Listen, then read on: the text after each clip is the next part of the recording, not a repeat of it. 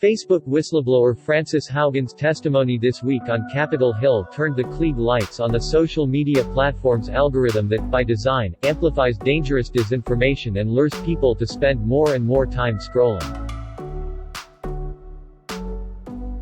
The question now is what the Biden administration will do about it. White House officials know that the momentum generated by Haugen's testimony will fade over time and the window of popular support for major structural changes to the technology landscape will close. The White House, like everyone else in Washington, recognizes that the tide is high and the time for action is now. Tim Wu, Special Assistant to the President for Technology and Competition Policy, said in a statement to Time. White House officials are distressed by Haugen's revelations that social media companies' products are targeting children, Wu said, and the era of "let's just trust the platforms to solve it themselves" needs to be over.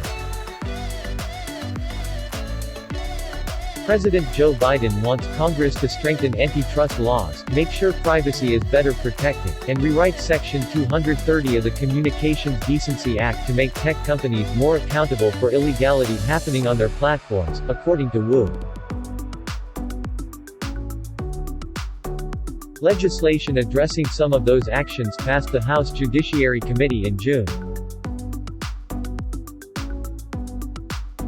White House officials also are looking closely at the Child Online Protection Act, an existing law, to see if the Biden administration can do more to ensure platforms are complying with those provisions to prevent harming children.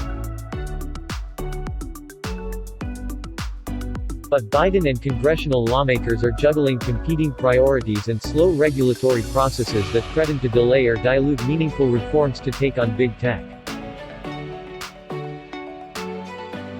Congress is consumed with the triple tasks of trying to pass trillions of dollars in infrastructure and social program spending, funding the government beyond debt. 3. And avoiding a self-inflicted debt default. While both Republicans and Democrats were alarmed by the detailed revelations on Tuesday that Facebook, which owns both Instagram and WhatsApp, promotes online content in a way that contributes to body image issues and mental health crises among children and teenagers, translating that into law will take time in a legislative calendar that is short on it. In July, Biden encouraged the Federal Trade Commission, FTC, to create a raft of new regulations intended to weaken the ability of technology companies to buy up competitors, hoard data and further consolidate their control over ever larger swaths of our digital lives. But those also take time to roll out, and will likely face legal challenges. That means consumers won't feel a difference anytime soon.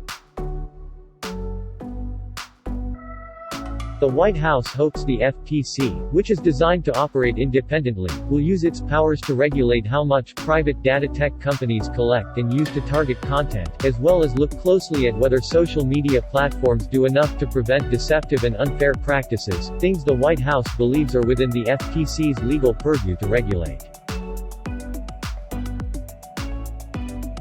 The FTC is an independent agency and so it is fundamentally up to them, but we hope that the FTC will adopt rules that will limit the ability of platforms to unfairly collect data that is largely unrelated to any product offerings, which should affect the ability to hook children and everyone else, Wu said.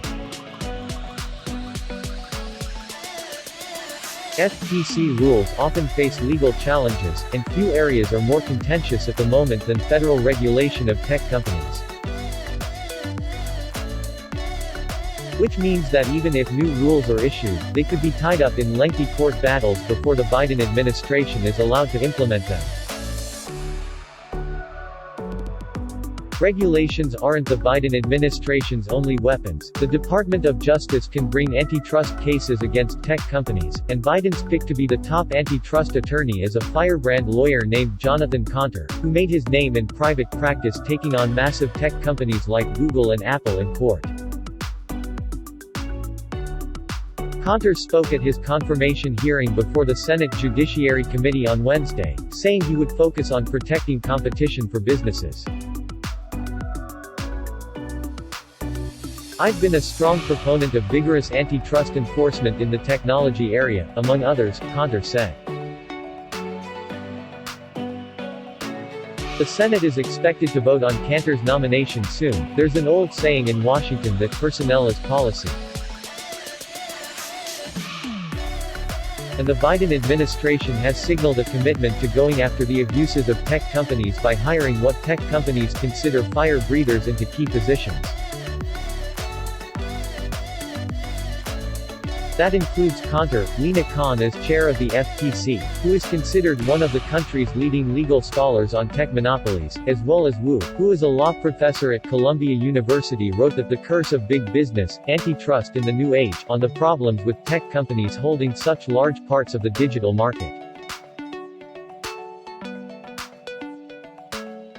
Despite this formidable lineup, tech policy experts say there's concern that the White House hasn't shown enough clear, forceful leadership on ways to address all the different challenges that large tech companies present to democracy, freedom of speech and public health.